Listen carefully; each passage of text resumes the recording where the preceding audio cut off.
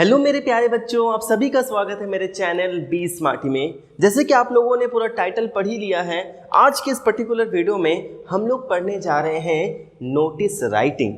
और notice writing आपका class 6 से स्टार्ट होकर क्लास 11-12 तक चला जाता है, बस लेवल में थोड़ा सा अंतर रहता है। तो आओ इस वीडियो में हम लोग देखते हैं कि किस तरीके से हम नोटिस राइटिंग को ईजी वे में लिख सकते हैं, और जो भी टिप्स एंड ट्रिक्स है ना, वो सब मैं आप लोगों को इसी वीडियो में देने वाला हूँ। साथ साथ में लास्ट में मैं आप लोगों को एग्जाम्पल्स भी दो जरूर दे दूंगा, जिससे कि आपके लिए ये ईजी हो जाए कि हम कैसे नोटिस लेंगे। चाहे आप क्लास 6 में पढ़ रहे हो, क्लास 8 में पढ़ रहे हो या क्लास 12 में पढ़ रहे हो, इट डजंट मैटर, आप सभी पूरे के पूरे मार्क्स लेकर आओगे।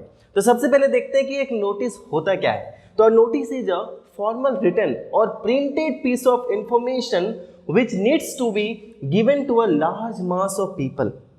यानी आपने जरूर देखा होगा कि आपके स्कूल में जब छुट्टियां होने वाली होती हैं तो कोई ना कोई आते हैं और आपको बताते हैं, अनाउंस करते हैं कि इतने दिनों से इतने दिनों तक की छुट्टियां होने वाली है। सपोज करो कि आपके स्कूल में कोई स्पोर्ट्स मीट होने वाला है, तो उस समय भी आपको पहले से ही ये नोटिस दे दिया जाता है। तो नोटिस हमेशा बेटा क्या किया जाता है, कोई इवेंट होने से पहले ही आपको दिया जाता है, आपको बताया जाता है कि इस चीज़ों के बारे में ये चीज़ होने वाली है। ठीक है, तो देखो दूसरी बात है कि आखिर नोटिस में हम क्या क्या टिप्स का यूज़ कर सकते हैं, या बच्चे कौन कौन से जगह पर गलतियां करते हैं। सबसे पहला, use only the passive form of voice. यहीं पे बच्चे अक्सर गलती कर देते हैं, वो एक्टिव वॉइस का यूज करते हैं, जबकि आपको ध्यान रखना है कि नोटिस में आप हमेशा पैसिव वॉइस का ही यूज करोगे। सेकेंड है, personal pronouns like I, my, me, you, your are not used. A notice is always written in the third person. तो नोटिस में कभी भी ये मत बोलना। फॉर एग्जाम्पल अगर मैं देता हूँ कि आपको कहना है कि मेरा जो वाटर बोतल है वो खो गया है, तो आप लिखते हो ना कि माई वाटर बोतल इज लॉस्ट या माई वाटर बोतल हैज़ बिन लॉस्ट। तो आपको ये नहीं लिखना, आपको लिखना है अ वाटर बोतल हैज़ बिन लॉस्ट। समझ गए? अगर आपको बोलना है कि I have found a notebook in the computer lab, तो आप ऐसा नहीं बोलोगे कि आई हैव फाउंड, आप क्या बोलोगे, a notebook has been found in the computer lab. तो समझ गए? तो किसी भी जगह पर कहीं पे भी आप आई, माई, मी, यू का यूज नहीं करोगे। ठीक है, अब आगे के टिप्स और कितने प्रकार के नोटिस हम लिखते हैं वो सारी चीजें मैं आपको नेक्स्ट स्लाइड में बता रहा हूं। फोर्थ पॉइंट पे मैंने क्या लिखा है कि only relevant information should be given. क्या होता है कि कई बार बच्चे ना कुछ भी लिख देते हैं, ठीक है, जो नहीं होना चाहिए वो भी लिख देते हैं। तो आपको ध्यान रखना है कि जितना आपसे बोला गया है बस उतना ही बताना, उससे ज़्यादा नहीं बताना है आपको। फोर्थ नंबर क्या बोला है कि don't forget to put the notice in a box. तो बेटा आपको ध्यान रखना है कि नोटिस लिखने के बाद उसको बॉक्स में जरूर बंद करना, और वो बॉक्स ना पेंसिल से ड्रॉ करना, पेन से मत करके आना। ठीक है, next, don't cross the word limit that is 50 words. Words limit को आपको क्रॉस नहीं करना है। Always start a notice on a fresh page. जहाँ पे नोटिस का क्वेश्चन खत्म होता है वहाँ से नोटिस बिल्कुल मत स्टार्ट करना। अगर उसके बाद पूरा पेज बचा हो तो वहाँ पे लिखना, अदरवाइज नोटिस हमेशा, नोटिस क्या, जितनी भी राइटिंग सेक्शन की चीज़ें होती है ना, वो सारे के सारे में आपको ध्यान रखना होता है कि वो न्यू पेज से स्टार्ट हो, चाहे वो कोई रिपोर्ट हो, आर्टिकल हो, लेटर हो, नोटिस हो, मैसेज हो, रिपोर्ट हो, कुछ भी हो, वो आपको नए पेज से स्टार्ट करना पड़ता है। तो अब हम देखते हैं कि वो टॉप 10 टॉपिक्स कौन कौन है जिसमें आपसे कई बार नोटिस पूछ लिया जाता है। सबसे पहला, कोई चीज़ खो गया हो, कोई चीज़ आपने पाया हो, फिर सेलिब्रेशन हो, कोई चीज़ की ऑडिशन हो रही हो, नेक्स्ट कोई प्रोग्राम हो रहा हो, कोई कंपटीशन हो। अक्सर कंपटीशन से बहुत सारे क्वेश्चन पूछे जाते हैं। टाइम चेंज हो गया किसी चीज़ का, ब्लड डोनेशन कैंप हो गया, हेल्थ चेकअप कैंप हो गया, और स्पेशल अनाउंसमेंट हो गया। ठीक है, तो ये सब कुछ इंपॉर्टेंट टॉपिक्स थे। कई बार आपको कोई टूर के बारे में दे दिया जाता है कि आपका जो स्कूल है वो इस टूर में जा रहा है, तो उसके रिगार्डिंग जो इंटरेस्टेड स्टूडेंट्स हैं उनके पास ये नोटिस जरूर लिखें, उनको बोलें कि वो अगर जाना चाहते हैं तो पर हेड उनके इतने चार्जेस लगेंगे। तो अब हम लोग देखते हैं कि नोटिस राइटिंग का फॉर्मेट क्या होता है। टन टन, ये रहा हमारा फॉर्मेट।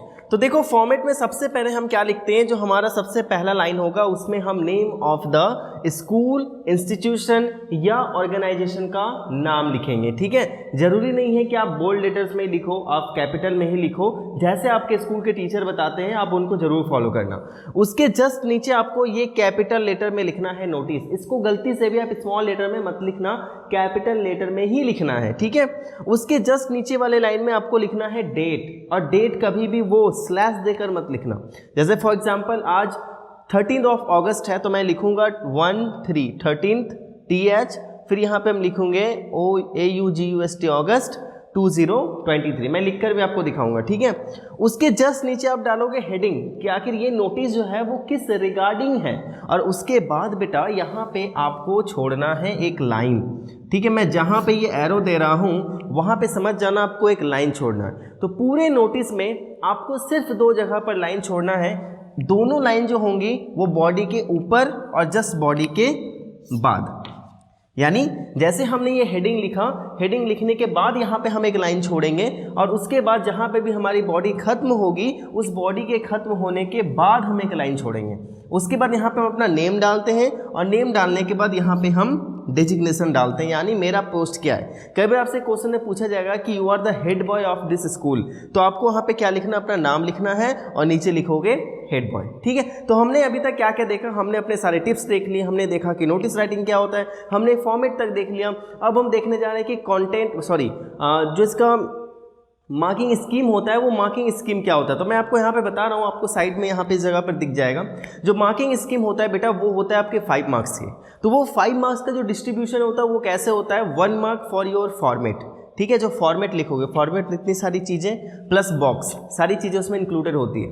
फॉर्मेट सही करोगे तो आपको 1 मार्क पूरे के पूरे मिल जाएंगे। ठीक है, 2 मार्क्स फॉर कंटेंट, 2 नंबर जो होता है वो पूरा का पूरा आपका क्या होता है, कंटेंट को मिलता है। कंटेंट का मतलब आपने अंदर यहाँ पे क्या लिख रखा है। ठीक है, और यहाँ पे जो 2 मार्क्स आपके बच गए वो 2 मार्क्स आपको मिलते हैं आपकी राइटिंग स्किल के लिए। इसको भी अगर मैं डिवाइड कर दूं तो 1 mark for grammatical accuracy and 1 mark for your writing skill, कि आपने किस तरीके के सेंटेंसेस का यूज़ किया है, किस तरीके के वर्ड्स का यूज़ किया है, कौन से एक्सप्रेशन का यूज़ किया है, कि आपने पैसिव वॉइस लगाया है या नहीं लगाया है। तो इन सभी चीज़ों के लिए आपको 1 मार्क मिलते हैं, और अगर आपने कोई ग्रामेटिकल मिस्टेक नहीं की है तो आपको मिलते हैं 1 मार्क। तो इस तरीके से पूरे के पूरे 5 नंबर आपके हाथ में हो जाएंगे डेफिनेटली, ये वीडियो अगर आपने पूरा देख लिया। तो अब हम 2 ऐसे एग्जाम्पल्स देखेंगे जिसमें हम सीखेंगे नोटिस राइटिंग लिखते कैसे हैं। तो बहुत ज़्यादा वेट करवा लिया मैंने आप लोगों को, तो चलो अब देखते हैं फटाफट एक हम लोग एग्जाम्पल। तो ये रहा एक एग्जाम्पल, आपके स्क्रीन पे अभी ये क्वेश्चन शो हो रहा होगा, मैंने यहाँ पे क्वेश्चन नोट नहीं किया है। तो क्वेश्चन में क्या बोला है बेटा आपसे कि आप क्लास 8 के एक स्टूडेंट हो और आपने अपना NCERT का मैथ्स बुक जो है वो स्कूल के प्लेग्राउंड में कहीं खो दिया है। तो इसी को आपको क्या करना है, एक नोटिस लिख कर बताना है। तो आओ देखते हैं। सबसे पहले मैंने क्या लिखा है कि बाल विकास पब्लिक स्कूल अम्बाला, उसके बाद हमने नोटिस लिखा, उसके बाद यहाँ पे हमने डेट लिखा। डेट लिखने के बाद मैंने यहाँ पे लिखा है लॉस्ट लॉस्ट लॉस्ट। आप चाहो तो यहाँ पे लिख सकते थे NCERT मैथ्स बुक लॉस्ट, लेकिन वो थोड़ा लंबा हो जाता। तो देखना कि आपका जो हेडिंग है वो ज़्यादा लंबा ना हो, वो शॉर्ट ही रहे। इसके बाद हमने क्या करना था, यहाँ पे एक लाइन छोड़ना था। तो मैं यहाँ पे ये एरो दे रहा हूँ, जहाँ पे एरो दे रहा हूँ समझ जाना लाइन छोड़ना है। उसके बाद देखो ये जो फ्रेज है ना, ये मैं अंडरलाइन कर दे रहा हूँ, ये मैंने अंडरलाइन कर दिया। ये आप किसी भी नोटिस में स्टार्ट कर सकते हो। All students are notified that, या फिर it is to notify you, या फिर it is hereby notified that. ऐसे भी हम 3 तरीके से इसको लिख सकते हैं। तो मैंने यहाँ पे लिखा है कि it is to inform you that an NCERT maths book issued from the school library has been lost in the playground yesterday। आपने खो दिया है तो वो आप अपने बारे में लिखोगे, आपने क्या किया यहाँ पे पैसिव वॉइस का यूज़ किया है। ठीक है, अब एक नोटिस में क्या क्या चीज़ बहुत ज़्यादा इंपॉर्टेंट सकता है। सबसे पहला टाइम किसी भी चीज़ का, ठीक है, कि वो कब हुआ। दूसरा प्लेस, यानी वो कहाँ पर हुआ। मान लो अगर मैं कोई इवेंट की बात कर रहा हूँ तो वो इवेंट कहाँ होने वाला है, वो आप प्लेस बताओगे। कब होने वाला है वो बताओगे। साथ साथ में अगर ड्यूरेशन वाली कोई बात होगी तो आप ड्यूरेशन भी वहाँ पे बता दोगे। तो इस नोटिस में हमारा यहाँ पे प्लेस एंड टाइम प्लेस बहुत ज़्यादा इंपॉर्टेंट था, टाइम भी इंपॉर्टेंट था कि कब खोया। ठीक है, दोनों मैंने यहाँ पे मेंशन कर दिया। ड्यूरेशन की यहाँ पे कोई ज़रूरत नहीं है। It bears library stamp and a blue cover on it. तो आप यहाँ पे कुछ एक्स्ट्रा डिटेल भी दे रहे हो, कैसे पहचानोगे कि वो बुक आपका ही है, या फिर जो भी आपका बुक खोजेगा उसको कैसे पता चलेगा कि वो बुक आपका ही है। तो इसके लिए आपने क्या किया, वहाँ पे बता दिया कि वो एक लाइब्रेरी स्टैम्प उसमें लगा हुआ है, साथ साथ में उसमें एक ब्लू कवर भी चढ़ी हुई है। One who gets it is requested to submit it in the office and get rewarded with a treat। यानी आप ये भी बता रहे हो कि जो बच्चा उस बुक को लाकर स्कूल के ऑफिस में सबमिट करेगा उसको मैं क्या करूँगा, पर्सनली एक ट्रीट भी दूंगा। तो इस तरीके से हमने क्या किया, एक नोटिस लिख लिया। अब इसके बाद का जो नोटिस है वो अब मैं आपको लिखकर आपको यहाँ पे शो कर देने वाला हूँ। जैसे कि आप देख सकते हो यहाँ पे वो शो हो भी रहा होगा। तो डेफिनेटली आई होप कि अब आप लोग क्या करोगे, नोटिस राइटिंग में कहीं भी फंसोगे नहीं। अधिक से अधिक जो नोटिस राइटिंग होती है ना, उस पर आपको क्वेश्चन पे ध्यान देना है, क्योंकि 60 to 70% इन्फॉर्मेशन जो होते हैं वो आपको क्वेश्चन से ही मिल जाएगा। थोड़ा सा अपना माइंड का यूज़ करना है और आप नोटिस राइटिंग को काफ़ी अच्छे तरीके से लिख के आ सकते हो। तो आई होप कि आपको ये वीडियो बहुत अच्छा लगा होगा।